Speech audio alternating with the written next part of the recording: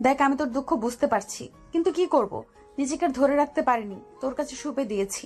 তুই আবার এইসব কারো কাছে বলিস না। আর তোর বাবাকে চিকিৎসা করানোর জন্য যত টাকা লাগবে সব টাকা আমি দিয়ে দিব, ম্যানেজারকে বলে। ম্যাম, এইগুলো কি বলছেন আপনি? আপনার মুখে কি একটু কথা আটকাচ্ছে না? নিজের ব্যাপারে এমন ভাবে কথা বলতে আপনার একটু লজ্জা করছে না? আর মায়ের জন্যই বলেছিল শহরে যাচ্ছিস, ভালো কথা, মেয়েদের কাছ থেকে দূরে থাকবি। শহরের মেয়েরা একদমই বাজে। কিন্তু আমি মার কথায় তেমন একটা প্রকৃতি দেইনি, তাই আমি পার্সোনাল গার্ড হই কখনো জানতেই পারিনি আপনি আমার সঙ্গে এমন করবেন। তাহলে কখনোই আপনার পার্সোনাল গার্ড হতাম না। দেখো, তোমার কি জানা না জানা তা জানে না, কিন্তু একটা কথা শুনে রাখবেন, তুই আমাকে অনেক ভালো সময় দিয়েছিস, আমি কখনো ভুলতে পারবো না। আর তুই আমার ফার্স্ট টাইম ছিলি। আর শোন, শুয়ে থাকতে হবে না, এখন ফ্রেশ হয়ে নেই, নিজের দিকে একটু তাকা, পুরো শরীরে লিপস্টিকের দাগ লেগে আছে। যদি এমন অবস্থায় বাহিরে যাস তাহলে সবাই উল্টোপাল্টা চিন্তা করবে। যা, ফ্রেশ হয়ে নে। মারিয়ার কথা শুনে স্বাধীন নিজের দিকে তাকায়, দেখে পুরো শরীরে লিপস্টিকের দাগ লেগে আছে, জায়গায় জায়গায় লাভ বার্ডস রক্ত জমে আছে, যেন খুবলে খেতে চেয়েছিল তাকে। স্বাধীন চিন্তা না করে শোয়া থেকে উঠে দেখে তার শরীরে বিন্দু মাত্র পোশাক নেই। মারিয়া তার দিকে এখনো তাকিয়ে আছে। স্বাধীনকে দেখে মারিয়া একটু বাঁকা হেসে বলতে লাগে, নেশার ঘোরে তেমন একটা উপভোগ করতে পারিনি, চল আবারও।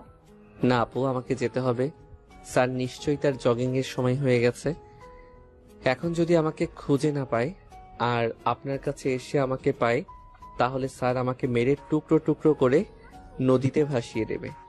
এই অল্প কিছু দিনেই আপনার বাবাকে আমার হাড়ে হাড়ে চেনা হয়ে গেছে। স্বাধীনের কথা যেন মারিয়ার কান অবধি পৌঁছলো না, এখনো তার দিকে বাঁকা হাসি দিয়ে রয়েছে। স্বাধীন তার দিকে মারিয়ার অমনভাবে তাকানো দেখে তারপর স্বাধীন প্যান্ট খুঁজতে লাগে।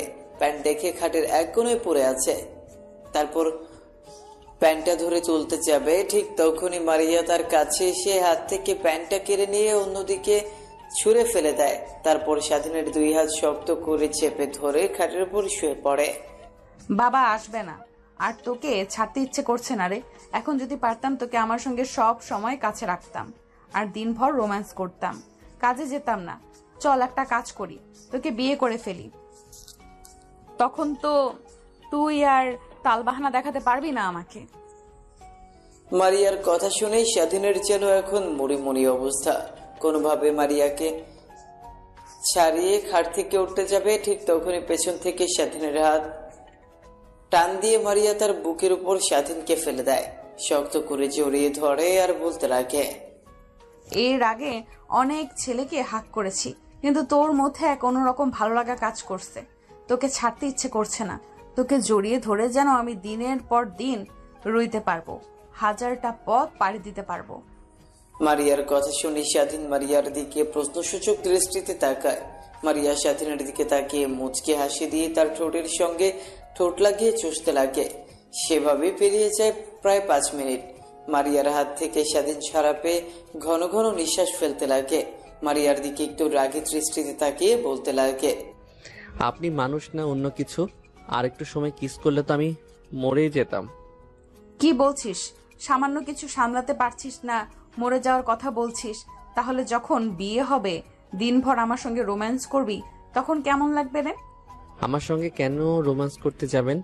আপনি একটু আগে তো বললেন অনেক ছেলেকে হাক করেছেন, কিন্তু এমন ফিলিংস পাননি।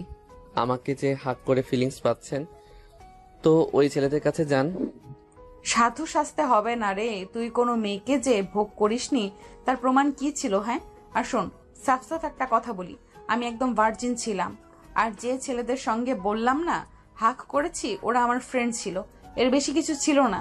এখন এই অন্য ছেলেদের কথা বলতেই তোর গায়ে জ্বালা করছে?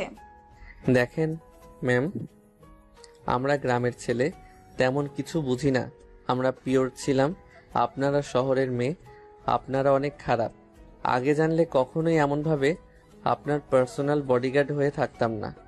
আর হ্যাঁ, আমি আপনাকে বিন্দু মাত্র বিশ্বাস করি না। যেই মেয়ে জোর করে তার সতীত্ব অন্য ছেলের হাতে তুলে দেয়, সেই মেয়ে আর কি কি করতে পারবে? আর না বলি, আপনি একদম বাজে মেয়ে। আপনার মতো বাজে মেয়েকে কখনো আমি কেন, কোনো ছেলে বিয়ে করবে না। আমার সঙ্গে আপনি আপনার বিয়ের কথা মাথা থেকে একদমই ছেড়ে ফেলুন। স্বাধীনের কথা শুনে পপির গায়ে যেন 100 ডিগ্রি রাগ উঠে যায়। পপি নিজেকে আর কন্ট্রোল করতে না পেরে স্বাধীনের হাতের পাশে থাকা ড্রিম লাইটটা দিয়ে বাড়ি দেয়। স্বাধীন তার হাত চেপে ধরে খাটে শুয়ে পড়ে। স্বাধীনকে কষ্ট পেতে দেখে মারিয়ার কেমন যেন অনুশোচনা বোধ কাজ করে নিজের মধ্যে। তোর সাহস কি করে হয় আমার সম্পর্কে এমন কথা বলতে? ড্রিঙ্ক করি, বন্ধুদের সাথে আড্ডা দেই, ছোটখাটো পোশাক পরি, তার মানে এই না নিজের ইজ্জত বিলিয়ে বেড়াই। আর শোন, তুই ফার্স্ট যে ছেলে আমার গায়ে টাচ করেছে। আর এই দেখ। কথাটা বলে মারিয়া কোনো মতে নিজেকে সামলে নিয়ে ওয়াশরুমে চলে যায়। অন্যদিকে স্বাধীন তার হাত চেপে ধরে এখনো খাটের উপর শুয়ে থেকে গোঙাচ্ছে। হাতের অনেক অংশে এখনো কাজ ঢুকে আছে। স্বাধীন নিজেকে আর দমাতে না পেরে অজ্ঞান হয়ে যায়। অন্যদিকে মারিয়া ওয়াশরুম থেকে বের হয়ে সামনের দিকে তাকিয়ে দেখে স্বাধীন এখনো সেই অবস্থায় খাটের উপর শুয়ে আছে। একটু চিন্তা হয়, স্বাধীনের কাছে গিয়ে গায়ে হাত দেয়, দেখে স্বাধীনের কোনো রেসপন্স নাই। অনেকটা চমকে উঠে নাকের সামনে হাত দিয়ে দেখে এখনো নিঃশ্বাস ফেলছে। তারপর টেবিলের উপর থেকে পানির গ্লাসটা নিয়ে এসে স্বাধীনের বুকে পানি দিতে লাগে। ঠিক তখনই স্বাধীনের জ্ঞান ফিরে আসে। হাতের ব্যথা এখন দ্বিগুণ। তারপর কোন রকম শোয়া থেকে উঠে বসে মিটমিট করে সামনের দিকে তাকিয়ে দেখে মারিয়া দাঁড়িয়ে আছে, এখনো তার হাতে পানির গ্লাস। স্বাধীন নিজেকে সামলে নিয়ে দাঁড়াতে যাবে, ঠিক তখনই তাল সামলাতে না পেরে পড়ে যেতে যাবে। ঠিক তখনই কোনো মতে মারিয়া স্বাধীনকে জড়িয়ে ধরে টাল সামলাতে না পেরে স্বাধীনকে নিয়ে খাটের উপর পড়ে যায়। স্বাধীনের চোখ বন্ধ করে ফেলে। কোনো মতে তাকিয়ে দেখে মারিয়া তার দিকে ছলো ছলো দৃষ্টিতে তাকিয়ে আছে। স্বাধীন মারিয়াকে তার কাছ থেকে সরিয়ে দিয়ে উঠে দাঁড়িয়ে রুম থেকে বের হতে যাবে। ঠিক তখনই মারিয়া স্বাধীনকে বলে, আসুন, এই অবস্থায় নিয়ে বের হোস না রুমের বাইরে। যতক্ষণ রুমের মধ্যে আছিস নিয়ে চিন্তায় আছি। তুই এইখানে বস, আমি বাইরে থেকে ফার্স্ট এড বক্স নিয়ে আসছি। তারপর তোর হাতটা ব্যান্ডেজ করে দিই। তারপর তুই না হয় ফ্রেশ হয়ে রুম থেকে বের হয়ে যাস। তোর শরীরে অনেকটা অংশ এখনো লিপস্টিক লেগে আছে। যদি নিচে চাস তাহলে বাসার সবাই অবশ্যই তোকে দেখে ফেলবে আর অনেক অনেক কথা বলবে। মারিয়ার কথা শুনে স্বাধীন দরজার কাছ থেকে সরে এসে খাটে বসে পড়ে। মারিয়া ওয়ার্ড্রপ থেকে জামা কাপড় বের করে পরিধান করে রুমের বাইরে চলে যায়। তারপর ফার্স্ট এড বক্স নিয়ে আসে রুমে স্বাধীনের কাছে। তারপর চেয়ার টেনে স্বাধীনের সামনে গিয়ে বসে। ফার্স্ট এড বক্স থেকে সাবধান বের করে হাতে যেখানে যেখানে কাজ লেগে কেটে গেছে সেখানে সেখানে পরিষ্কার করতে লাগে। তারপর সুন্দরভাবে স্বাধীনের হাত ব্যান্ডেজ করে দেয়। স্বাধীন উঠে দাঁড়াতে যাবে, ঠিক তখনই আবার বসে পড়ে। শরীর অনেক ক্লান্ত হয়, রাতভর তার উপর অত্যাচার হয় আর হাত কেটে রক্ত বের হয়, অনেকটা ক্লান্ত সে। তারপর পপি কোনো মতে স্বাধীনকে ধরাধরি করে ওয়াশরুমে নিয়ে যায়। তারপর স্বাধীনের শরীরে যেখানে যেখানে লিপস্টিকের দাগ লেগে আছে সেখানে সেখানে ভালোভাবে পরিষ্কার করে দিতে লাগে। স্বাধীন অনেকটা অবাক হয়ে যায়, মারিয়ার মধ্যে যেন এক অন্য মেয়েকে দেখতে পাচ্ছে সে। মারিয়ার দিকে একবার নজর যেতে দেখে মারিয়ার চোখ অশ্রুতে ছলছল করছে, যেন নিমিশেই বাঁধা ভেঙে সেটা বের হতে পারে। স্বাধীনকে ফ্রেশ করে রুমে এসে স্বাধীনকে খাটের উপর বসিয়ে দেয়। তারপর যত্ন সহকারে স্বাধীনের শার্ট পরিয়ে দেয়। তারপর মারিয়া বিছানার চাদরটা তুলে অন্য আরেকটা বিছানার চাদর পেরে দেয়। স্বাধীন এখনো ঠায় মেরে সেখানে বসেছিল। ঠিক তখনই মারিয়া স্বাধীনের কাছে সে কপালে ঘন একটা চুম্বন করে। স্বাধীন বুঝতে পারে না মেয়েটির আবার কি হলো। একটু পর স্বাধীনকে ছেড়ে দিয়ে মারিয়া বলতে লাগে, সরি তোমার সঙ্গে তখন অমন ব্যবহার করার জন্য। আসলে সব মেয়ে তার উপর আরোপকে অস্বীকার করতে পারে, কিন্তু তার চরিত্রে যদি কোনো আরোপ লাগে তাহলে নিজেকে আর কন্ট্রোল করতে পারে না। তাই আমিও কন্ট্রোল করতে না পেরে তোমার সঙ্গে এমন ব্যবহার করে ফেলেছি। I am extremely sorry, please তুমি আমাকে ক্ষমা করে দাও। মারিয়ার কথা তার কান অবধি যেন এখনো পৌঁছয় না। স্বাধীন মারিয়াকে তার কাছ থেকে কোনো মতে সরিয়ে দরজা খুলে রুম থেকে বের হয়ে তার রুমে চলে যায়। স্বাধীন তার রুমে গিয়ে পোশাক পরিবর্তন করে মারিয়ার বাবার রুমের সামনে চলে আসে। দরজায় কড়া নাড়তেই মারিয়ার বাবা দরজা খুলে দেয়। কি ব্যাপার স্বাধীন, তোমার আজ ঘুম থেকে উঠতে লেট হয়ে গেছে? প্রত্যেকদিন তুমি এসে আমাকে ঘুম থেকে তুলে দাও, তারপর আমি নামাজ পড়ে আমি জগিং করতে যাই, কিন্তু আজ এত লেট হয়েছে, কি কি হয়েছে তোমার? ঠিক তখনই মারিয়ার বাবার নজর যায় স্বাধীনের হাতের দিকে। স্বাধীনের হাতটা তার দিকে এগিয়ে নিয়ে এসে স্বাধীনকে উদ্দেশ্য করে মারিয়ার বাবা বলতে লাগে, কি হয়েছে? তোমার হাতে ব্যান্ডেজ করা কেন? মারিয়ার বাবার প্রশ্নের উত্তরে কি জবাব দিবে কিছুই বুঝতে পারে না। আমতা আমতা করে স্বাধীন বলতে লাগে, আসলে স্যার, ঘুম থেকে উঠে ওয়াশরুমে হঠাৎ পা স্লিপ কেটে পড়ে যায়, হাতে একটু ব্যথা পাই, তাই রুমে শুয়েছিলাম। আর আসতে একটু লেট হয়েছে, সরি লেট করার জন্য। ইটস ওকে বাবা, তুমি রুমের মধ্যে আসো। তারপর স্বাধীন রুমের মধ্যে প্রবেশ করে। মারিয়ার বাবা জগিং এর পোশাক পরে নেয়। স্বাধীন হাতে একটা ফ্লাক্স পানির বোতল নিয়ে বের হয়। মারিয়ার বাবা জগিং করছে, স্বাধীনও তার পিছু পিছু হাঁটছে। যখন পানি লাগছে তখন মারিয়ার বাবার দিকে পানি এগিয়ে দিচ্ছে স্বাধীন মারিয়ার বাবার পিছু পিছু হাঁটতে হাঁটতে হঠাৎ জ্ঞান হারিয়ে মাটিতে পড়ে যায়। মারিয়ার বাবা স্বাধীনের নাম ধরে ডাকে, কিন্তু তার কোনো রেসপন্স পায় না। পেছনে ফিরে তাকিয়ে দেখে স্বাধীন মাটিতে পড়ে আছে। তখন ডাকাডাকি করে মুখের পানি ছেটে দেয়, কিন্তু তার জ্ঞান ফেরে না। শেষমেশ অ্যাম্বুলেন্স ফোন করে স্বাধীনকে নিয়ে হসপিটাল চলে যায়। হসপিটালে নিয়ে গিয়ে ভর্তি করে দেয়। ডাক্তার, ছেলেটার কি হয়েছে? হঠাৎ আমার সঙ্গে হাঁটতে হাঁটতে অজ্ঞান হয়ে মাটিতে পড়ে গেল। আর পানি ছিটা দেওয়ার পর তার জ্ঞান ফিরে আসলো না। কোনো ডেঞ্জারাস কিছু হয়েছে কি ডাক্তার? আসলে আমি নিজেও বুঝতে পারছি না, এই বয়সে ছেলেটা আনন্দ ফুর্তির মধ্যে দিয়ে থাকবে। ছেলেটা অনেক চিন্তিত, অনেক দুর্বল হয়ে গেছে। চিন্তা করতে করতে তাই জ্ঞান হারিয়ে ফেলেছে। জ্ঞান ফিরলে ছেলেটাকে বলবেন নিজের শরীরের দিকে একটু খেয়াল রাখতে, আর যেন ও চিন্তা না করে। আর আমি কিছু ওষুধ লিখে দিচ্ছি, সেগুলো খাওয়ালে ইনশাল্লাহ খুব দ্রুত সুস্থ হয়ে উঠবে। ডাক্তার কথাটা বলেই কেবিন থেকে বের হয়ে যায়। মারিয়ার বাবা গিয়ে স্বাধীনের পাশে চেয়ার টেনে বসে পড়ে। ঠিক তখনই মারিয়া তার বাবাকে ফোন করে। বাবা তুমি কোথায়? তুমি তো এত লেট করে বাসায় ফেরো না। আজ এত লেট হয়ে গেছে কিন্তু তুমি বাসায় আসোনি। কোথায় আছো তুমি? তুমি তো জগিং করতে এতটা সময় নাও না। আরে মা, বলিস না, স্বাধীন আছে না, আমার সঙ্গে হাঁটাহাঁটি করতে করতে হঠাৎ করে জ্ঞান হারিয়ে মাটিতে পড়ে যায়। মারিয়া তার বাবার মুখ থেকে এমন কথা শুনে অনেকটা অবাক হয়ে যায়। নিজের উপরে নিজেরই ধিক্কার দিতে লাগে। তারপর উদ্বেগ কণ্ঠ নিয়ে মারিয়া তার বাবাকে উদ্দেশ্য করে একের পর এক প্রশ্ন করে বলতে লাগে, বাবা কি হয়েছে ছেলেটার? এখন কোথায়? তোমরা কি করছো? আর ছেলেটার কন্ডিশন এখন কেমন হয়েছে? আরে থাম, একসঙ্গে এত প্রশ্নের উত্তর কি করে দেব? এখন ঠিক আছে, ডাক্তার বলেছে অনেক চিন্তা করে আর শরীর অনেক দুর্বল, তা হাঁটতে হাঁটতে জ্ঞান হারিয়ে ফেলেছে। আর আমরা এই হাসপাতালে এসেছি, একটু পর আমি বাসায় যাব।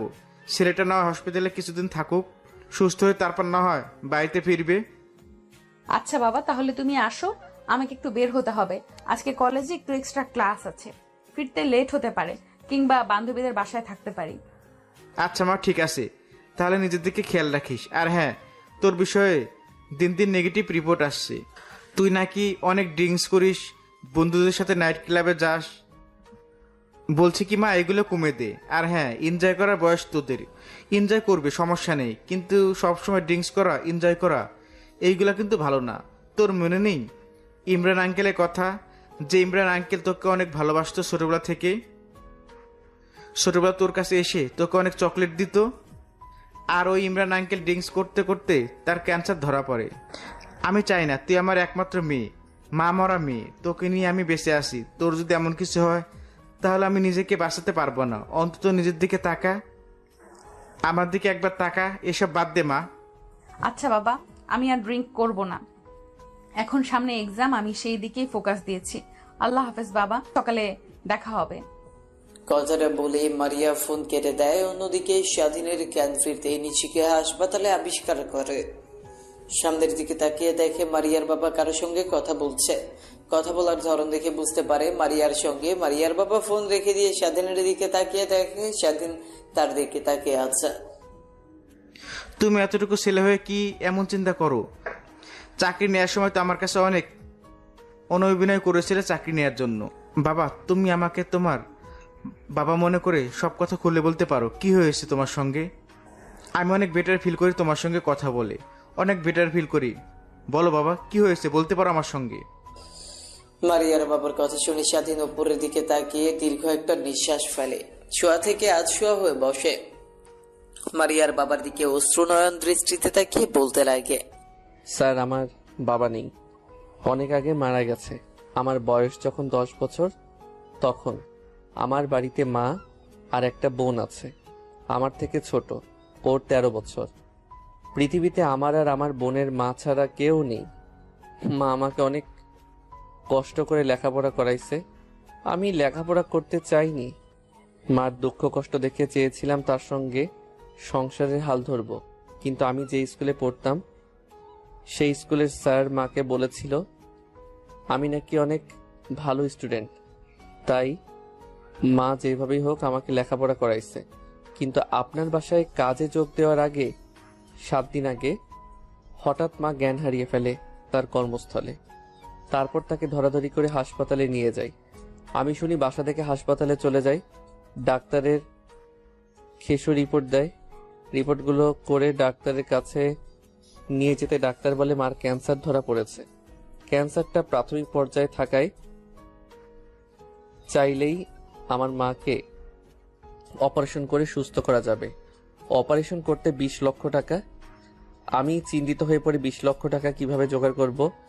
যেখানে সংসারই চলে টেনে টুনে, সেখানে কিভাবে এতগুলো টাকা জোগাড় করব।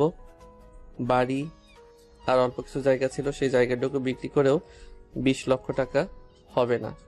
তাই আর কিছু চিন্তা না করে ঢাকায় চলে আসি চাকরি নেওয়ার জন্য। যদি কোনোভাবে চাকরি নেই, তারপর সেই কর্মস্থল থেকে 20 লক্ষ টাকা অ্যাডভান্স চাই। আর আমার বেতন থেকে মাঝে মাঝে এসেই টাকা কেটে নেবে, এটা ভেবে কিন্তু আসার পর আমি কোনো জব খুঁজে পাই না। শেষমেশ আপনার সঙ্গে দেখা হয়, তারপরটুকু তো আপনি জানেনই। স্বাধীন তার কথা শেষ করে মারিয়ার বাবার দিকে তাকায়, দেখে মারিয়ার বাবা তার দিকে ছলছল দৃষ্টিতে তাকিয়ে আছে। স্বাধীনের কথা শুনে মারিয়ার বাবার চোখ দিয়ে এক ফোঁটা অশ্রু পড়তে যাবে, ঠিক তখনই মারিয়ার বাবা তার হাতের উল্টো পিঠ দিয়ে চোখ মুছে ফেলে। স্বাধীনের দিকে তাকিয়ে বলতে লাগে, তুমি এত কষ্ট সহ্য করছো এটুকু ছেলে হয়ে, তোমার মাথায় এত চিন্তা। আমি নিজেই ভেবে তো অবাক হয়ে যাচ্ছি। তুমি কি একটিবারও আমাকে বলেছো অযথা চিন্তা করতে হবে না? আচ্ছা বাবা, তুমি তাহলে থাকো, আমাকে অফিসে যেতে হবে। আর শোনো, তুমি পরিপূর্ণ সুস্থ না হওয়া পর্যন্ত বাসায় যাবে না, এখানেই থেকো। আমি সময় হলে তোমার সঙ্গে দেখা করতে আসবো। ডাক্তার বলেছে তুমি অনেক ক্লান্ত, তোমাকে একটু রেস্ট নিতে হবে। কিন্তু স্যার, এখন তো আমি সম্পূর্ণ সুস্থ আছি। দেখুন, আপনার সঙ্গে কথা বলছি। আমি তোমার একটা কথা শুনতে চাই না। তুমি এখানে থাকবে যে পর্যন্ত ডাক্তার তোমাকে রিলিজ না করবে। কথাটা বলেই মারিয়ার বাবা কেবিন থেকে বের হয়ে যায়। অন্যদিকে মারিয়া তার বাবাকে মিথ্যা কথা বলেই তার বাবা কেবিন থেকে বের হয়ে যেতে মারিয়া কেবিনের মধ্যে প্রবেশ করে। স্বাধীন অন্যদিক ফিরে শুয়েছিল, ঠিক তখনই কেবিনের মধ্যে কারো আসার শব্দ পায়। স্বাধীন দরজার দিকে তাকিয়ে দেখে মারিয়া দরজা দিয়ে কেবিনের মধ্যে ঢুকছে। স্বাধীন শোয়া থেকে একটু আধশোয়া হয়ে বসে মারিয়ার দিকে তাকিয়ে বলে, ম্যাম, আপনি এখানে? আপনি না আপনার বাবাকে বললেন আপনার কি যেন ইম্পর্টেন্ট ক্লাস আছে, তাই বাসায় ফিরতে লেট হবে, কিন্তু এখানে যে? তো কি, আমি তো আমার ইম্পর্টেন্ট ক্লাস করছি, চুপচাপ শুয়ে থাকো। আর ওই দিনের জন্য আই এম এক্সট্রিমলি সরি। আসলে নিজের রাগকে কন্ট্রোল করতে পারিনি আমি নিজের মধ্যে ছিলাম না। সত্যি কথা বলতে, তুমি যখন প্রথমে আমার বাবা তোমাকে নিজের বাসায় নিয়ে আসে তার পার্সোনাল গার্ড হিসেবে, তখন আমি বাবাকে অনেক করে বলে তোমাকে আমার পার্সোনাল গার্ড বানাই। কিন্তু তারপরও বাবা তোমাকে নিয়ে জগিংয়ে যায়। সেই প্রথম দেখাতেই তোমার উপর অনেকটা দুর্বল হয়ে পড়ি আমি, যা কখনো তোমাকে বলে বোঝাতে পারবো না। ম্যাম, রাখুন সেই সব কথা। তা এখন কিসের জন্য এখানে এসেছেন? আমি তোমাকে হসপিটালে ভর্তি করেছি, তাই না? রাতে তোমার উপর নির্যাতন করে আর সকালে তোমাকে মেরে তোমার যত্ন নেওয়ার জন্য আসলাম। কথাটা বলেই মারিয়া স্বাধীনের কাছে এসে চুলে হাত বোলাতে লাগে। স্বাধীন অনেকবার তার হাত সরাতে লাগে, কিন্তু মারিয়া স্বাধীনের দিকে রাগের দৃষ্টিতে তাকাতেই স্বাধীন চুপ হয়ে যায়। এইভাবে পেরিয়ে যায় অনেকটা সময়। ঠিক তখনই কেবিনের মধ্যে নার্স প্রবেশ করে। মারিয়া স্বাধীনের মাথায় হাত বুলিয়ে দিয়েছিল। নার্স তাদের দুজনকে দেখে বলতে লাগে, ম্যাম, এটা কোনো আবাসিক হোটেল না। আপনি রুমের মধ্যে এসব কি করছেন রোগীর সঙ্গে? পেছন থেকে কারো কণ্ঠস্বর শুনতে পেয়ে মারিয়া স্বাধীনের বুকের উপর থেকে মাথা তুলে পেছনের দিকে তাকাতেই নার্সটি বলতে লাগে, ও সরি ম্যাম, আপনি এখানে? আর ইনি কে? এনাকে তো ঠিক চিনলাম না। ইনি কি আমাদের স্যার? নার্সের কথা শুনে মারিয়ার হাসি মাখা মুখ নিয়ে নার্সকে উদ্দেশ্য করে বলতে লাগে, ভাবতে পারেন সেই রকমই, বাট এখনো আপনার ছাড় না, অল্প কিছুদিনের হবে। মারিয়ার কথা শুনছিল নার্স আর তার কাজ করছিল। স্বাধীনকে ইঞ্জেকশন দেওয়া শেষ করে কেবিন থেকে নার্স বের হয়ে যেতেই স্বাধীন মারিয়াকে উদ্দেশ্য করে রাগী কণ্ঠ নিয়ে বলতে লাগে, ম্যাম, এগুলো কি বলছেন আপনি? দিন দিন আপনি কেমন যেন হয়ে যাচ্ছেন। আমি নিজেই আপনাকে চিনতে পারছি না। কিন্তু দেখেন, আপনি যদি এমন করেন তাহলে কিন্তু কাজ ছেড়ে দিতে আমি বাধ্য হব। কারণ আমি কখনোই এমন কিছু চাইবো না যার জন্য আমাকে আপনার বাবা ভুল বুঝুক। আমি আপনার বাবার হাত জোড়াজোড়ি করে চাকরি নিয়েছিলাম। আমি তার কথার বরখেলাপি করতে পারবো না, তার সঙ্গে বিশ্বাসঘাতকতা করতে পারবো না। আমার বাবা মা আমাকে সেই শিক্ষা দেয়নি। বুঝতে পারছি, তোমার বাবা মা তোমাকে সৎ শিক্ষা দিয়েছে, কিন্তু তুমি কি জানো, তুমি যদি আমার কাছ থেকে দূরে যাও তাহলে যেখানেই থাকো না কেন তোমাকে ধরে নিয়ে আমার কাছে বসিয়ে বসিয়ে রাখবো আর খাওয়াবো, আর তোমাকে জোর করে বিয়ে করব। তুমি কি চাও তোমার সঙ্গে এমন বাজে কাজ হোক? মারিয়ার কথা শেষ হতেই স্বাধীন চুপ হয়ে যায়। কারণ মেয়েটিকে যতই কথা বলুক না কেন তার বোধগম্য হবে না। তাই চুপ করে একটু চোখ বুঝে ঘুমানোর চেষ্টা করছিল।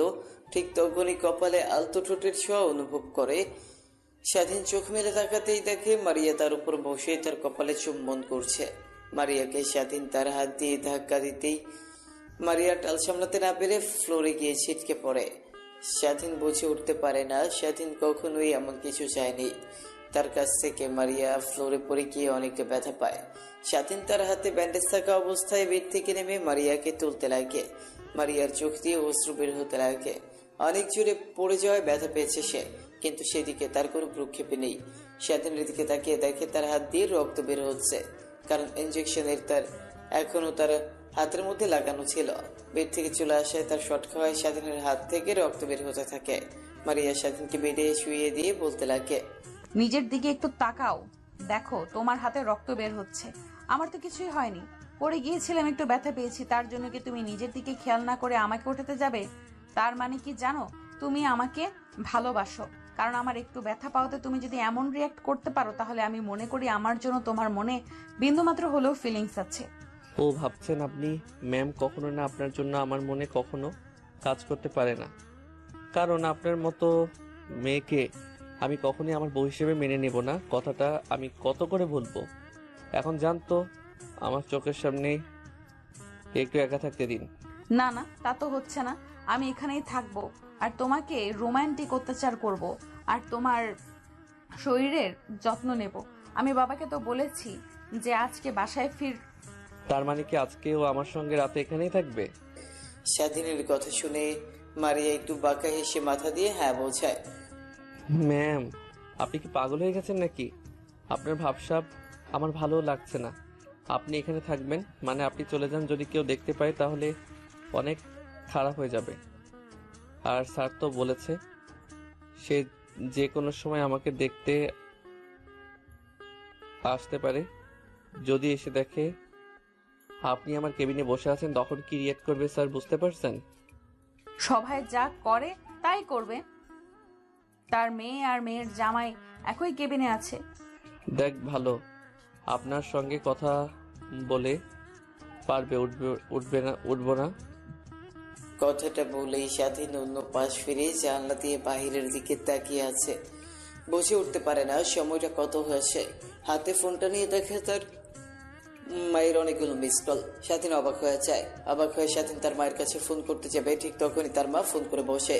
স্বাধীন ফোন রিসিভ করে কানের পাশে ধরতেই ওই পাশ থেকে তার মা বলতে লাগে, কিরে বাবা, তোকে সে কখন থেকে ফোন করছি কিন্তু তোর ফোনের সারা শব্দ পাচ্ছি না। ফোনটা একবার রিসিভ করছিস না, কি হয়েছে তোর জানিস? তোকে নিয়ে একটা খারাপ স্বপ্ন দেখেছি আমি, তাই তোকে নিয়ে অনেক চিন্তা হচ্ছে রে বাপ। তুই বাসায় চলে আয়, তোর বাবার রেখে যাওয়া জমি তুই কাজ করে খা। আমাকে তো চিকিৎসা করাতে হবে না। আল্লাহ যতদিন হায়াত দিয়েছে ততদিন এই পৃথিবীতে বেঁচে থাকবো, তাই একদিন বেশি কিংবা একদিন কমও এই পৃথিবীতে থাকবো না রে। ফোন করে শুধু এই একটা কথাটাই বল। আসলে কাজের চাপ অনেক তো তাই ফোন হাতে নিয়ে দেখিনি। আচ্ছা, তোমার এখন শরীরের কি অবস্থা? আর বোনের কি খবর? ও ঠিকমতো স্কুলে যাওয়া আসা করে না তো? হ্যাঁ যাই তো, ও তোর সঙ্গে কথা বলার জন্য পাগল হয়ে গেছে, কিন্তু তুই তো তখন ফোন ধরলি না, স্কুলে গেছে। সেটা যখন তোকে আবার ফোন করব তখন না হয় তুই ফোন রিসিভ করিস। আচ্ছা মা। তারপর স্বাধীন তার মায়ের সঙ্গে কথা বলতে লাগে। অন্যদিকে মারিয়া পাশে চেয়ার নিয়ে বসে স্বাধীন তার মায়ের সঙ্গে কথোপকথনগুলো শুনছিল আর মুচকি মুচকি হাসছিল। আসলে মারিয়ার মা অনেক আগেই মারা গিয়েছে, তার জন্মের 2 বছর পর। গল্পে অনেকটা দূরেই তো চলে আসলাম। এবার আপনাদেরকে নায়ক আর নায়িকার পরিচয় করিয়ে দিই। নায়কের নাম স্বাধীন, মা বাবার একমাত্র সন্তান, ছোট্ট একটা বোন আছে। স্বাধীনের বাবা একটা রোড অ্যাক্সিডেন্টে অনেক আগেই মারা গিয়েছে। তারপর তার মা স্বাধীনকে আর তার বোনকে অনেক কষ্ট করে লালন পালন করে। অন্যদিকে মারিয়া বড়লোক বাবার একমাত্র মেয়ে। মারিয়ার মা অনেক আগেই মারা গিয়েছে। তার বয়স যখন 2 বছর ছিল তখন মারিয়ার মায়ের ক্যান্সার হয়ে মারা যায়। এরপর মারিয়ার বাবা দ্বিতীয়বার আর বিয়ে করেনি, কারণ সৎ মা এসে তার মেয়ের সঙ্গে কেমন ব্যবহার করবে এই জন্য। স্বাধীন তার মায়ের সঙ্গে কথা বলা শেষ করে ফোনটা পাশে রেখে মারিয়ার দিকে তাকিয়ে দেখে মারিয়া এখনো তার দিকে অপলক দৃষ্টিতে তাকিয়ে আছে। মারিয়াকে তাকাতে দেখে স্বাধীন তার মুখের সামনে তুড়ি বাজাতে মারিয়ার যেন ধ্যান ভেঙে যায়। শাশুড়ি মা কি করে জানলো তোমার কিছু হয়েছে? আর তুমি তো তোমার মাকে কিছুই বললে না। তুমি হসপিটালে ভর্তি, অনেক ক্লান্ত হয়ে। কি বলছেন আপনি শাশুড়ি মা? মানে আর হ্যাঁ, মাকে বলতে যাব কেন? সে শুনলে অনেক চিন্তা করবে আমাকে নিয়ে। অযথা তাকে চিন্তায় ফেলতে যাব কেন? আর হ্যাঁ, আপনি নেক্সট টাইম থেকে আমার মাকে শাশুড়ি মা বলবেন না। একবার বলবো, 1000 বার বলবো, 100 বার বলবো। আপনি কি করবেন? আমার মুখ দিয়ে বলবো আমি, আপনি বলার কে? স্বাধীন জানে এখন মারিয়াকে যতই ভাবে বোঝানোর চেষ্টা করুক না কেন, কিন্তু কোনোভাবেই বুঝবে না। তাই স্বাধীন তার মাথার নিচে হাত দিয়ে অন্য হাত তার চোখের উপরে রেখে একটু ঘুমানোর চেষ্টা করে। ঘুমানোর চেষ্টা করতেই সারাদিন স্বাধীন ঘুমের জগতে পা দেয়। অন্যদিকে তার দিকে একটা তীক্ষ্ণ দৃষ্টি তাকিয়ে আছে। এভাবে পেরিয়ে যায় অনেকটা সময়। স্বাধীন ঘুম থেকে উঠে আজানের শব্দে চারদিকে তাকিয়ে দেখে সন্ধ্যা নেমে এসেছে। বুঝতে পারে এটা মাগরিবের আযান দিয়েছে। স্বাধীন শোয়া থেকে উঠে বসতে যাবে, ঠিক তখনই বুকের উপর ভার অনুভব করে। বুকের দিকে তাকিয়ে দেখে তার বুকের উপর কেউ একজন শুয়ে আছে। চুলগুলো সরিয়ে দেখে মারিয়া শুয়ে আছে। ঘুমন্ত চেহারা যেন এক অন্যরকম ভালো লাগা কাজ করে স্বাধীনের মধ্যে। কে বলবে এই মেয়েটা ঘুমের রাজ্য থেকে ফিরে এলে রাগী বদমেজাজে একটা মেয়ে হয়ে যায়। কথাগুলো ভাবতে ভাবতে স্বাধীন মারিয়ার দিকে তাকিয়েছিল। ঠিক তখনই মারিয়ার ঘুম ভেঙে যায়। স্বাধীন কি করবে বুঝে উঠতে পারে না, তাই পুনরায় কেবিনে শুয়ে পড়ে যেন মারিয়া বুঝতে না পারে। একটু পর মারিয়ার ঘুম ভেঙে গেলে স্বাধীনের দিকে কিছুক্ষণ তাকিয়ে থাকে। তারপর তার কপালে আলতো করে একটা চুমু দিয়ে শোয়া থেকে উঠে বসে পড়ে। তারপর কেবিন থেকে কোথায় যেন চলে যায়। মারিয়া কেবিন থেকে চলে যেতে স্বাধীন হাঁপ ছেড়ে বাঁচে। হয়তো মেয়েটা চলে গেছে বাসায়, এমনটাই ভাবতে লাগে। ভাবতে ভাবতে ফোনটা হাতে নিয়ে তার মার কাছে ফোন করে তার ছোট বোনের সঙ্গে কথা বলতে লাগে। কথা বলছিল, ঠিক তখনই খট করে দরজা খোলার শব্দ পায়। দরজার দিকে তাকিয়ে দেখে মারিয়া তার হাতে অনেকগুলো খাবারের বক্স নিয়ে কেবিনের মধ্যে প্রবেশ করছে। স্বাধীন তার মার সঙ্গে সংক্ষিপ্ত কিছু কথা বলে ফোন রেখে দিয়ে মারিয়ার দিকে তাকিয়ে বলতে লাগে, আপনি বাসায় যাননি এখনো? এইখানে যে আমি এত ভেবেছি, আমি তো ভেবেছি আপনি বাসায় চলে গেছেন। তোমাকে হসপিটালে এরকম ভাবে রেখে আমি কি করে বাসায় থাকতে পারি বলো? তাই যাইনি। আর কিছুই তো খাওনি তুমি। এদিকে আসো, তোমাকে খাইয়ে দিচ্ছি। আমার ক্ষুধা লাগেনি, আপনি খান। বললেই হলো ক্ষুধা লাগেনি মানে? সে কখন থেকে না খেয়ে রয়েছো, নিশ্চয়ই তোমার অনেক ক্ষুধা লেগেছে। মুখে মুখে বলছো না। এদিকে আসো, তোমাকে আমি খাইয়ে দিচ্ছি। আচ্ছা ম্যাম, আপনাকে খাইয়ে দিতে হবে না, আমাকে দিন, আমি নিজের হাতে খেতে পারবো। মহান আল্লাহ তাআলা আমাকে হাত দিয়েছে, আমি কেন বড় নারীর হাত দিয়ে খাবার খাবো? বড় নারী মানে? কিছুদিন পরে তোমাকে বিয়ে করব। আর হ্যাঁ, আমি বলেছি খাইয়ে দেব তো খাবে। আমার মুখে মুখে তুমি দিন দিন অনেক কথা বলছো, যা আমার একদমই পছন্দ নয়। কিন্তু স্বাধীন মারিয়ার মুখের উপর আর কোনো কথা না বলে মারিয়ার কথা অনুযায়ী খাবার খেতে লাগে। মারিয়া স্বাধীনকে খাবার খাইয়ে দিয়ে পানি খাইয়ে দেয়। তারপর পুনরায় তার সামনে চেয়ারে বসে ফোনে ফেসবুক স্ক্রলিং করছিল। অন্যদিকে স্বাধীনের কপালে চিন্তার ভাঁজ পড়ে যায় আর মনে মনে ভাবতে লাগে। ঠিক তখনই মারিয়ার দিকে একটু বাঁকা চোখ নিয়ে তাকিয়ে স্বাধীন আর মনে ভাবতে লাগে। এখানে বুঝি আমার আর চাকরি করা হচ্ছে না ম্যাম। দিন দিন আমার সঙ্গে যেরকম আচরণ করা শুরু করেছে, যদি স্যার কোনোভাবে টের পেয়ে যায় তাহলে আমাকে চাকরি থেকে বের করে দেবে। আমি আমার মার চিকিৎসা করাতে আর পারবো না।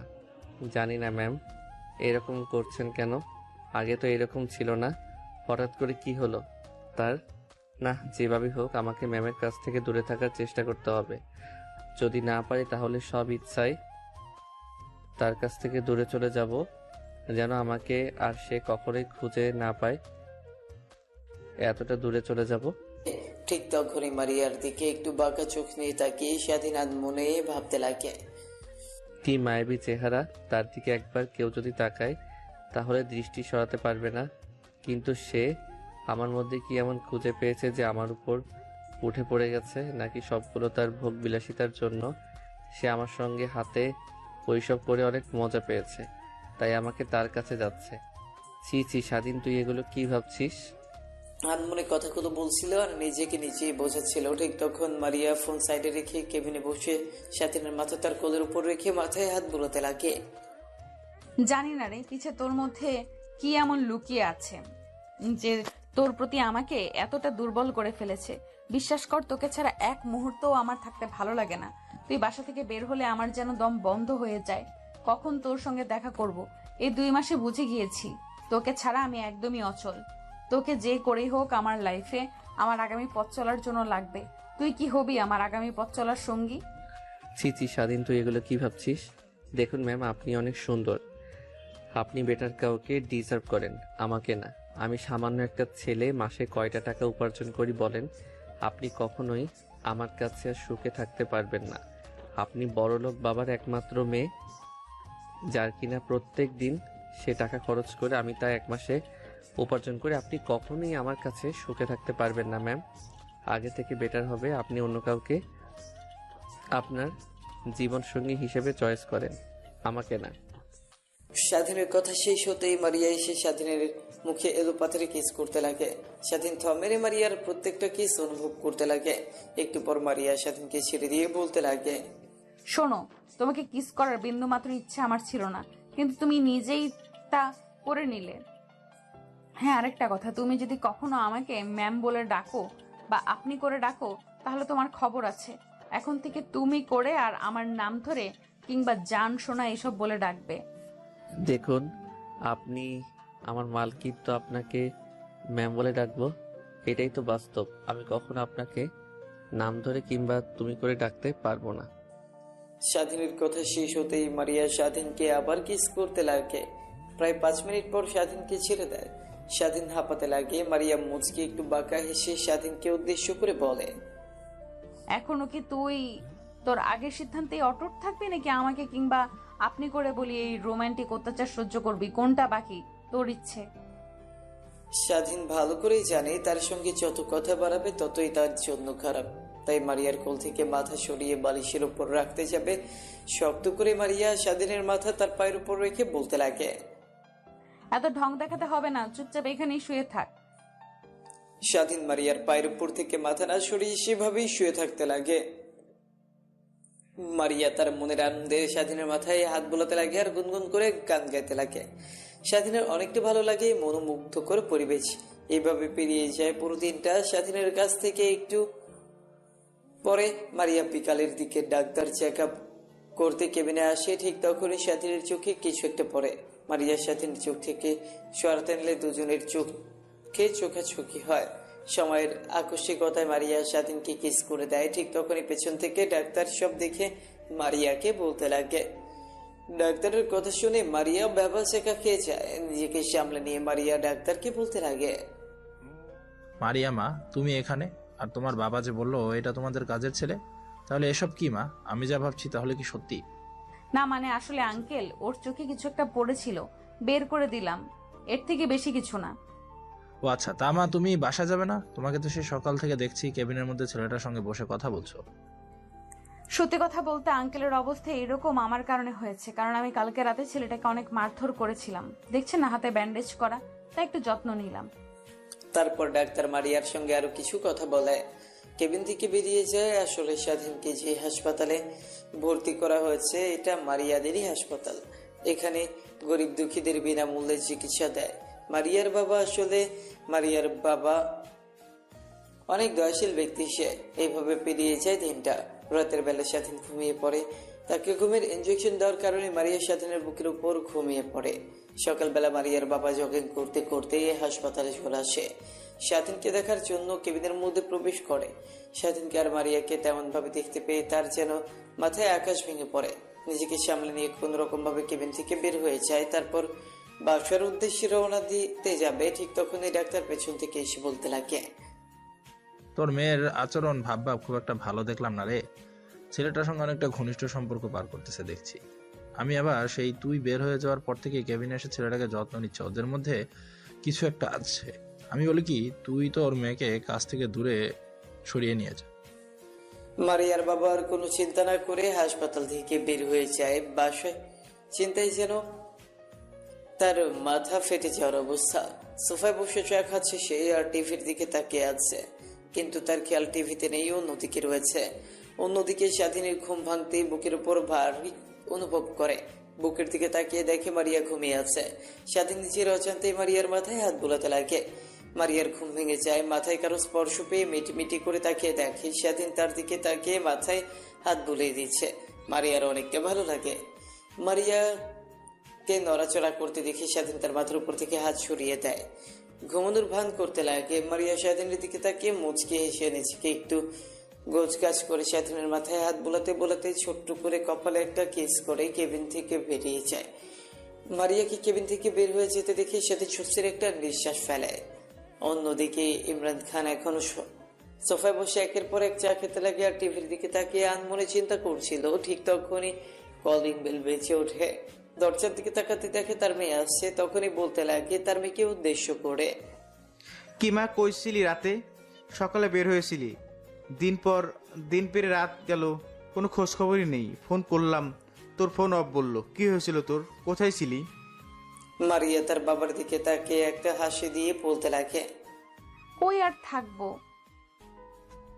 কয়েকদিন পর কলেজে ছিলাম, ফোনের চার্জ ছিল না। তোমাকে ফোন করে কথা বলবো, আর রাতের বেলা একটা বান্ধবীর বাসায় ছিলাম, বাসায় আসিনি। মারিয়াকে তার বাবা কোনো কিছু বুঝতে না দিয়ে মুচকি একটা কৃত্রিম হাসি দিয়ে বলতে লাগে, আচ্ছা মা, তুমি তাহলে তোমার রুমে যাও, ফ্রেশ হয়ে খাবার দাবার করে নাও, আমি অফিসে যাচ্ছি। মারিয়া তার বাবার কথা শুনেই তার রুমে চলে যায় ফ্রেশ হতে। অন্যদিকে মারিয়ার বাবা এমন অবস্থাতেই বাড়ি থেকে বের হয়ে হসপিটালে চলে যায়। তারপর সোজা স্বাধীনের কেবিনে চলে যায়। সে স্বাধীন চোখ বুঝে থেকে ঘুমানোর চেষ্টা করছিল। ঠিক তখনই কারো আসার শব্দ শুনতে পায়। দরজার দিকে তাকিয়ে দেখে মারিয়ার বাবা। তারপর স্বাধীন শোয়া থেকে আধশোয়া হয়ে বসে মারিয়ার বাবাকে উদ্দেশ্য করে বলতে লাগে, আঙ্কেল, আপনি অযথা আসতে গেলেন কেন? আর এখন তো আপনার অফিসের সময় এখানে যে। স্বাধীনকে কোনো রাগ না দেখিয়ে হাসি মাখা মুখ নিয়ে স্বাধীনের দিকে তাকিয়ে বলতে লাগে, শোনো বাবা, তুমি তোমার দিকে তাকাও, আর একটা বার আমার মেয়ের দিকে তাকাও, দেখো কতটা ডিফারেন্ট তোমাদের দুজনের মধ্যে। আমি সকালে এসেছিলাম তোমাকে দেখার জন্য, কিন্তু তোমাকে আর মারেকে এমন অবস্থা দেখে আমি অনেকটাই ভেঙে পড়ি। তোমার কাছ থেকে কখনো আমি এটা আশা করিনি। আমি যে সবসময় বলি যা আবার তা হয়ে গেছে। তোমার বাবার চিকিৎসার জন্য কত টাকা লাগবে? 20 লক্ষ টাকা, তাই না? আমি তোমাকে 20 লক্ষ টাকা দিচ্ছি, সঙ্গে আরো 10 লক্ষ টাকা দিচ্ছি। তুমি 30 লক্ষ টাকা নিয়ে ঢাকা থেকে তোমার গ্রামের বাড়িতে চলে যাবে, কখনো ঢাকায় ফিরবে না, কোনোভাবে তার সঙ্গে কন্ট্যাক্ট করবে না। তুমি আমাকে ওয়াদা করো। আঙ্কেল, আপনি যা ভাবছেন একদমই তা না। আপনার মেয়ে অযথা আমার সঙ্গে এমন ব্যবহার করে, কিন্তু আমি তার কথায় কোনো রাজি না। মায়ের চিকিৎসা করার জন্য 20 লক্ষ টাকা লাগবে। আমাকে 20 লক্ষ টাকা দিলে আমি অনেকটা উপকৃত হব।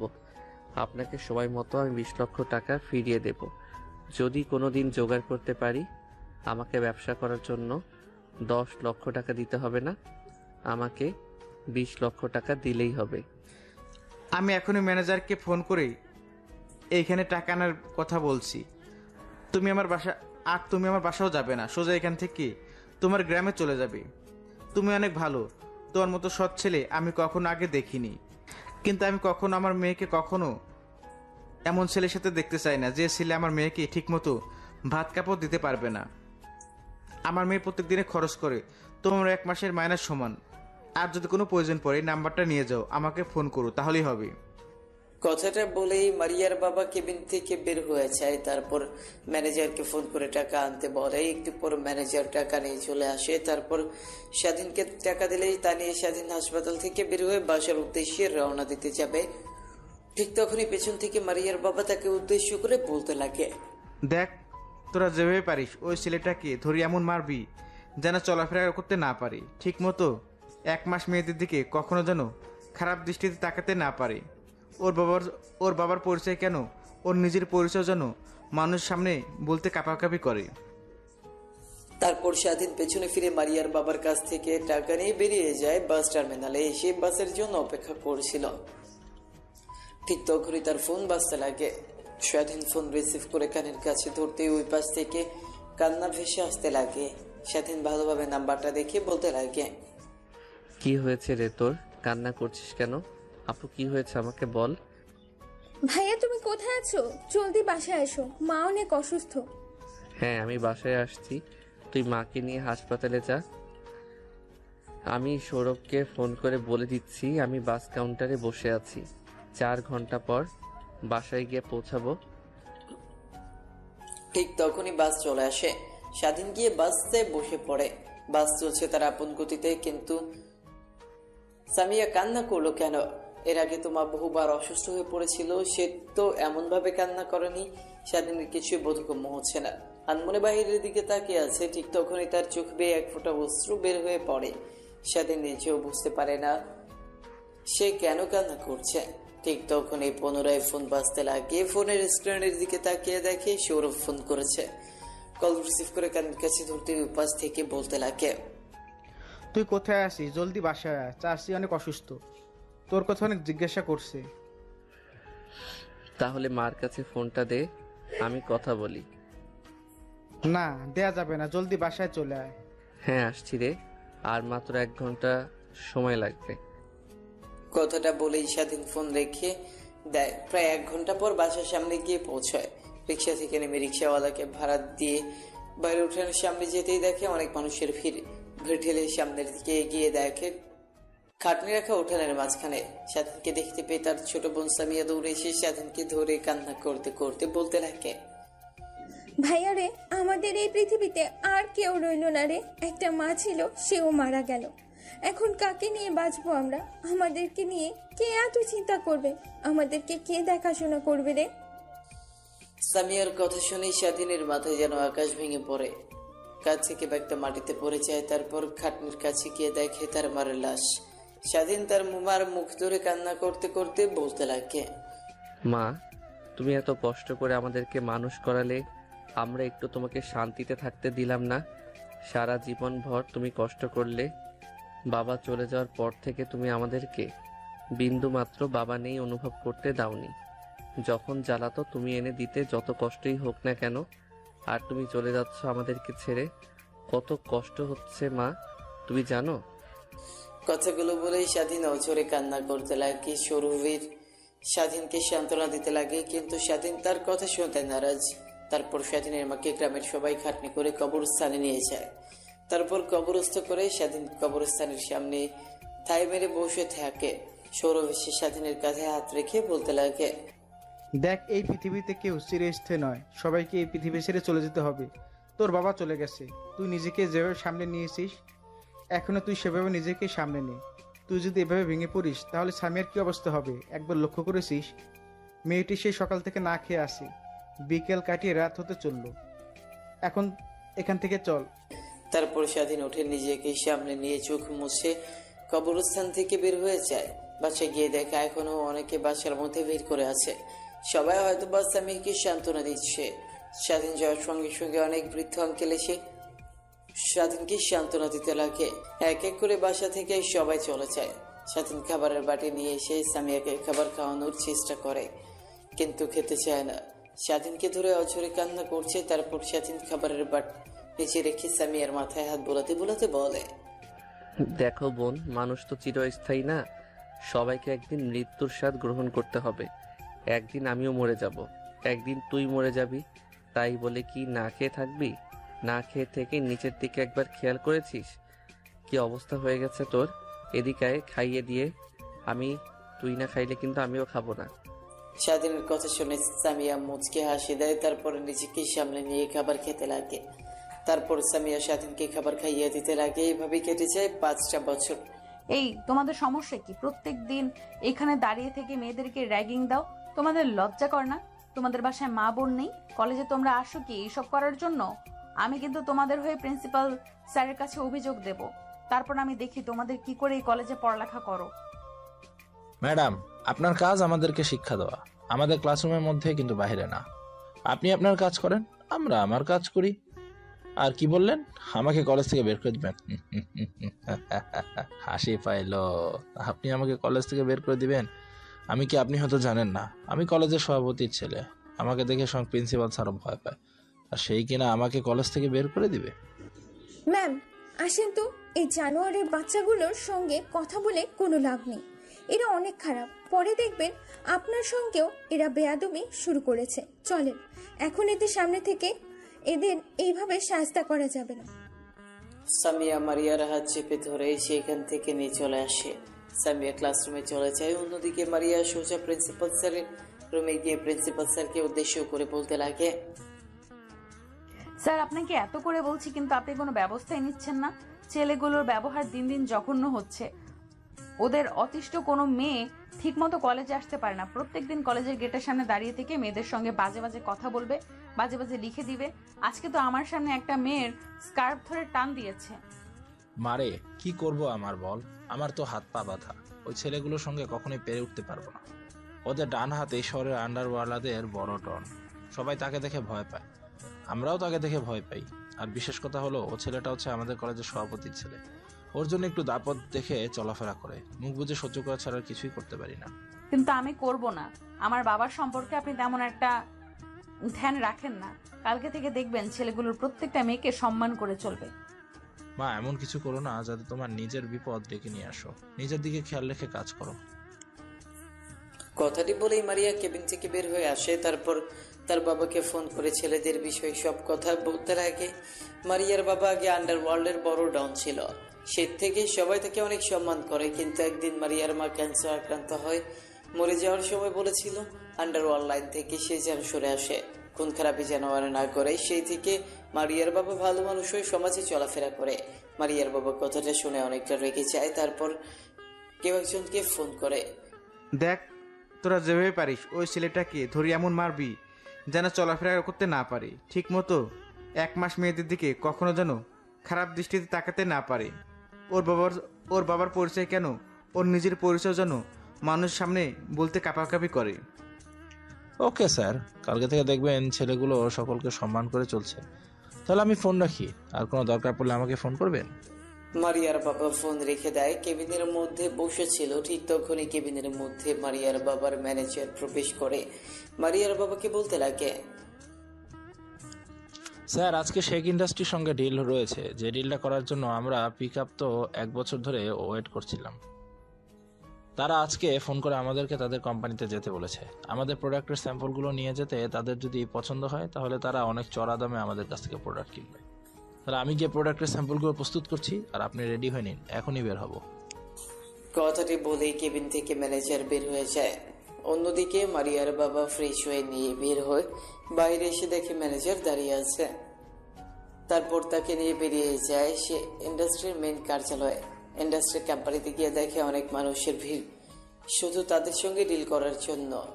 কিন্তু সে ইন্ডাস্ট্রি এত খামখেয়ালি করে না। ভালো মালামাল আর সুন্দর প্রোডাক্ট ছাড়া কখনোই কারোর সঙ্গে ডিল করে না। এর অল্প দিনে শেখ ইন্ডাস্ট্রি পৃথিবীর মাঝে নাম করে ফেলেছে। তাই এখন বাংলাদেশ স্টকন দখল করে রেখেছে তারা। অন্যদিকে মারিয়ার বাবার জানার আগ্রহ, মাত্র 24 বছরের একটা ছেলে মাত্র 4 বছরে কোম্পানি খুলে সেটা আবার বাংলাদেশের টপে নিয়ে গেছে। তীব্র আকাঙ্ক্ষা নিয়ে কেবিনের বাইরে বসে আছে। তখনই মারিয়ার বাবা ডাক আসে কেবিনে। মারিয়ার বাবা আর ম্যানেজার প্রবেশ করে। প্রবেশ করে চেয়ারটার সামনে বসে পড়ে। অন্যদিকে শেখ ইন্ডাস্ট্রির মালিক পত্রিকা পড়ছিল। মুখের সামনে থেকে পত্রিকাটা সরাতেই মারিয়ার বাবা অবাক হয়ে সামনে থাকা লোকটার দিকে তাকিয়ে আছে। মুখ ফসকে বের হয়ে যায়। বাবা স্বাধীন, তুমি এখানে? তাহলে কি তুমি কি সেই ইন্ডাস্ট্রির মালিক? স্বাধীন মারিয়ার বাবাকে এখানে দেখতে পেয়ে অবাক হয়ে যায়। তারপর নিজের চেয়ার থেকে নেমে মারিয়ার বাবার সামনে এসে তার পা ধরে সালাম করতে করতে বলতে লাগে, জি স্যার, আমি সেই স্বাধীন যাকে দরিদ্র বলেছিলেন, যার মার চিকিৎসা করানোর জন্য 20 লক্ষ টাকা দিয়েছিলেন, আমি সে। তুমি এইখানে? I am not believe this boy. মারিয়ার বাবার কথা শুনে স্বাধীন মুচকে একটা হাসি দেয়। তারপর তারা চেয়ারে গিয়ে টেবিলের উপর থাকা কলিং বেলটা বাজাতেই সেখানে পিয়ন চলে আসে।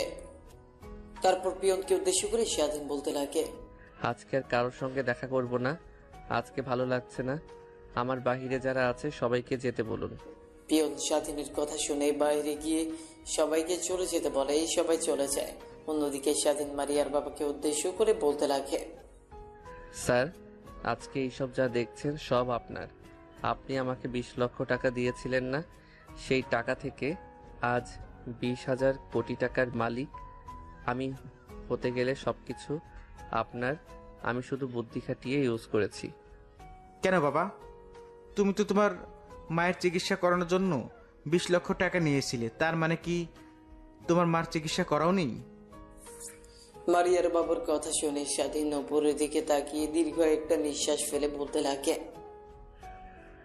না স্যার, আপনার কাছ থেকে টাকাগুলো নিয়ে বাসে উঠতে যাব, ঠিক তখনই বাসা থেকে ফোন আসে, মা অনেক অসুস্থ, টাকা নিয়ে যেতে যেতে মা মারা গেছে। অনেকটা ভেঙে পড়ি, ছোট্ট বোনের দিকে তাকিয়ে নিজেকে সামলে নেই। তারপর ঢাকায় চলে আসি 20 লক্ষ টাকা দিয়ে। ছোট্ট একটা ব্যবসা প্রতিষ্ঠানগুলি সেই থেকে আজ এত দূর পর্যন্ত এসেছে। আমি তোমার চোখে স্পষ্ট বিজয় লক্ষণ দেখেছিলাম। তুমি অনেক বিনয়ী, তুমি অনেক সৎ, এর জন্য তুমি আজকে এই পর্যায়ে আসতে পারছো। তোমার কোম্পানির প্রোডাক্ট সবই চোখ বুঝে কিনতে পারে, অন্যরা কোম্পানির প্রোডাক্টস কিনতে পারে না বলে সেসব কথা। আর আই এম এক্সট্রিমলি সরি, সেদিন তোমাকে অপমান করে 20 লক্ষ টাকা দিয়ে হাসপাতাল থেকে বের করে দিয়েছিলাম তার জন্য। না স্যার, কে বলছেন এগুলো আপনি? সেদিন আমাকে কোথায় আপনি অপমান করেন? শুধু নিজের মেয়ের ভালো চেয়ে আমাকে তার কাছ থেকে সরিয়ে দিয়েছিলাম, আর সেই কারণেই আজ আমি সফল। তা স্যার, মারিয়া ম্যাডাম এখন কেমন আছে? হ্যাঁ, অনেক ভালো আছে। তারপর স্বাধীনের সঙ্গে টুকটাক অনেক কথা বলতে লাগে মারিয়ার বাবা। এভাবে অনেকটা সময় পার হয়ে যায়। মারিয়ার বাবা কোম্পানির সঙ্গে ডিলটা কনফার্ম করলো। মারিয়ার বাবা কোম্পানি থেকে বের হয়ে তার মেয়েকে ফোন করে। ওই পাশে মারিয়া ফোন রিসিভ করতেই মারিয়ার বাবা বলতে লাগে, মারে, আজকে স্বাধীনকে দেখলাম। কথাটা শুনে মারিয়ার হৃদয়ের মধ্যে এক অন্যরকম ভালো লাগা কাজ করে। বাবা, তুমি স্বাধীনকে দেখেছো? কোথায় বাবা, কোথায় বলো আমাকে। তারপর মারিয়ার বাবা মারিয়াকে স্বাধীনের লোকেশন দিয়ে দেয়। অন্যদিকে কলেজ থেকে তাড়াহুড়া করে বের হতে যাবে, ঠিক তখনই সামিয়ার সঙ্গে ধাক্কা লাগে। নিজেকে সামনে নিয়ে মারিয়া বলে, সরি, দেখতে পাইনি। ম্যাম, এত তাড়াহুড়ো করে কোথায় যাচ্ছেন আপনি? তারপর মারিয়া লোকেশনটা বলে সামিয়া শুনে অবাক হয়ে যায়। নিজেকে সামনে নিয়ে মারিয়াকে উদ্দেশ্য করে বলতে লাগে, ম্যাম, আমি বাসায় যাব, ভালো লাগছে না, এর জন্যই ক্লাসরুম থেকে বের হয়েছি। আমার বাসা ওইদিকে, আপনি যদি একটু নামিয়ে দিতেন। আচ্ছা, তাহলে তুমি আসো, আমি তোমার বাসার সামনে তোমাকে নামিয়ে দিয়ে না হয় আমার গন্তব্যস্থলে যাব। তারপর মারিয়া সামিয়াকে নিয়ে গাড়ি করে বেরিয়ে পড়ে। মারিয়া একটা স্কুলের সামনে এসে গাড়ি ব্রেক করে। স্কুলের সামনে সামিয়া গাড়ি ব্রেক করতে দেখে মারিয়াকে উদ্দেশ্য করে বলতে লাগে, ম্যাম, এখানে গাড়ি দাঁড় করালেন কেন? তুমি তো আমার মুখ থেকে অনেক আমার ছেলের কথা শুনেছো, কিন্তু কখনো দেখোনি, কিন্তু আজ দেখবে, চলো। কথাটি বলেই সামিয়াকে নিয়ে স্কুলের মধ্যে চলে যায়। ক্লাসরুমের মধ্যে ঢুকে মারিয়া একটা সুন্দর বাচ্চাকে কোলে তুলে নিয়ে আসতে লাগে, সামিয়ার কাছে এনে বলতে লাগে। তারপর মারিয়া তার বাচ্চাকে নিয়ে গাড়িতে উঠে পড়ে। সামিয়াও পিছু পিছু গাড়িতে উঠে বসে। তারপর গাড়ি চলতে লাগে তার আপন গতিতে। সামিয়া মারিয়ার দিকে একবার তাকিয়ে দেখে তার মুখে মুচকে হাসে। সামিয়া সেই দিকে একটু তীক্ষ্ণ দৃষ্টিতে তাকিয়ে মারিয়াকে উদ্দেশ্য করে বলতে লাগে, ম্যাম, আপনাকে আজ এত হাসি খুশি দেখাচ্ছে, নিশ্চয়ই কোনো কারণ আছে। আপনি তো সচরাচর এত হাসি খুশি থাকেন না। কি হয়েছে? এটাই হলো আমার বেবি। আসলে তোমাদের স্যার অর্থাৎ আমার বাচ্চার বাবা আমাকে ভুল বুঝে আমাকে রেখে চলে গিয়েছিল দীর্ঘ 5 বছর পর। আমি তার লোকেশন জানতে পেরেছি, তাই সেখানে যাচ্ছি। আমি তোমার স্যার নিজেও জানে না এটাই যে তার, না জানি তুমি দেখে তাহলে কত তাই না খুশি হবে। তারপর সামিয়া একটু অনুশোচনা বোধ কাজ করে নিজের মধ্যে। নিজেকে সামনে নিয়ে সামিয়া বলতে লাগে, আচ্ছা ম্যাম, কিছু মনে না করলে একটা প্রশ্ন করব। আপনি কি আপনার সম্পর্কে আমাকে কিছু বলবেন? স্যারের নাম কি আর সে কি কাজ করে? তোমাদের স্যারের নাম স্বাধীন শেখ, ইন্ডাস্ট্রির মালিক। কি ম্যাম, সত্যি? মালিক, হ্যাঁ সত্যি, কিন্তু আগে তোমাদের স্যার এমন ছিল না, অনেক গরিব ছিল। জানি না হঠাৎ করে এত বড়লোক কোটিপতি কি করে হয়ে গেল। আজ কাজ করছিলাম, ঠিক তখনই বাবা ফোন করে বলল স্বাধীনকে সে দেখেছে এই ঠিকানায়, তাই আমি সেখানেই যাচ্ছি। সামিয়ার সঙ্গে কথা বলতে বলতে মারিয়া লোকেশনের চলে আসে। গাড়িটা ব্রেক করে নেমে যায়। তার ছেলেকে কোলে তুলে নিয়ে সামিয়াকে উদ্দেশ্য করে বলতে লাগে, তাহলে তুমি বাসায় চলে যাও, আমি ভেতরে যাব। কথাটা বলেই মারিয়া কোম্পানির ভেতরে ঢুকে পড়ে। গেটে দারোয়ান অনেকবার দাঁড় করানোর চেষ্টা করে, কিন্তু সবাইকে পাশ কাটিয়ে কোম্পানির ভেতর প্রবেশ করে। তারপর ম্যানেজারকে ডাক দিয়ে বসের কেবিন কোনটা সেটা জিজ্ঞেস করতেই ম্যানেজার বলে দেয়। খট করে দরজা খুলে কেবিনের মধ্যে ঢুকে দেখে স্বাধীন ল্যাপটপে কাজ করছিল। হঠাৎ খট করে দরজা খোলাই সামনের দিকে তাকিয়ে দেখে দাঁড়িয়ে আছে তারপর একটা ফুটফুটে সন্তান। আনুমানিক বয়স 4 থেকে 4.5 বছর হবে। মারিয়া স্বাধীনের কাছে গিয়ে স্বাধীনকে জড়িয়ে ধরে এলো পাথারে চুমু খেতে লাগে। স্বাধীন বিরক্ত হয়ে মারিয়াকে ধাক্কা দিয়ে নিজের কাছ থেকে সরিয়ে দিয়ে বলতে লাগে, কে আপনি? আর আপনার সাহস কি করে হয় আমাকে এসে জড়িয়ে ধরে আমাকে কিস করার? তুমি আমাকে চিনতে পারছো না? আমি মারিয়া। আমি মারিয়া নামের কাউকে? আপনি এখন এখান থেকে আসতে পারেন। মারিয়া স্বাধীন নিজেদের মধ্যে কথা কাটাকাটি করছিল। ঠিক তখনই মারিয়া স্বাধীনের ছেলে স্বাধীনের কাছে এসে তার হাত চেপে ধরে বলতে লাগে। ছেলেটার কথা শুনে স্বাধীন নিমিষেই থমকে যায়। ছেলেটার দিকে ভালোভাবে তাকিয়ে দেখে একদম তার মতো দেখতে হয়েছে। ছেলেটাকে কোলে তুলে নিয়ে এলো পাথারি মুখে স্বাধীন তার ছেলেকে ধরে বলতে লাগে। ছেলেটার কথা শেষ হতেই স্বাধীন রাগী দৃষ্টিতে মারিয়ার দিকে তাকায়। মারিয়া মাথা দিয়ে হ্যাঁ বোঝায়। স্বাধীন তার ছেলেকে শক্ত করে জড়িয়ে ধরে বলতে লাগে, কে তোমার বাবা আর আমাকে তুমি বাবা বলছো যে? আমি তো আর কারোর কিছুই হই না। সে আমাকে জড়িয়ে ধরে 5 বছর অনুশোচনা কাটাবে। ছেলে পেয়েছে, এতেই হবে। কথাটি বলে মারিয়া অন্য পাশ ফিরে তাকায়। স্বাধীন তার ছেলেকে কোলে তুলে মারিয়াকে জড়িয়ে ধরে কপালে চুমু দিতে লাগে। ঠিক তখনই খট করে দরজা লাগানোর শব্দ শুনতে পায়। দরজার দিকে তাকিয়ে দেখে সামিয়া। মারিয়া একটু অবাক হয়ে সামিয়াকে উদ্দেশ্য করে বলে, সামিয়া, তুমি এখানে যে, আর তুমি বাসায় যাওনি? আমার তো একই প্রশ্ন। ভাইয়া, তুমি বিয়ে করেছো আমাকে না জানিয়ে, তাও আবার 5 বছর আগে। মারিয়া, তুমি সামিয়াকে চেনো? চিনবে না কেন? সামিয়া তো আমাদের কলেজেই পড়ালেখা করে, চিনবো না কেন? ভাইয়া, তুমি কিন্তু আমার প্রশ্ন পাস করতে যাচ্ছ। আমার উত্তরটা আমাকে দাও। তারপর স্বাধীনের থেকে শেষ পর্যন্ত খুলে বলে। তারপর স্বাধীনের কোল থেকে তার ছেলেকে নিজের কোলে নিয়ে বলতে লাগে, তোমাদের দুজনের সঙ্গে আমার কোনো কথা নেই। আরে, আমার ভাস্তিকে নিয়ে আমি গেলাম, তোমরা এখানেই থাকো। বাসায় গেলে কিন্তু তোমাদের খবর আছে। কথাটা বলেই স্বাধীনের ছেলেকে নিয়ে সামিয়া কেবিন থেকে বেরিয়ে যায়। সামিয়া কেবিন থেকে বেরিয়ে যেতেই স্বাধীন মারিয়াকে শক্ত করে জড়িয়ে ধরে কিস করতে লাগে। সমাপ্ত।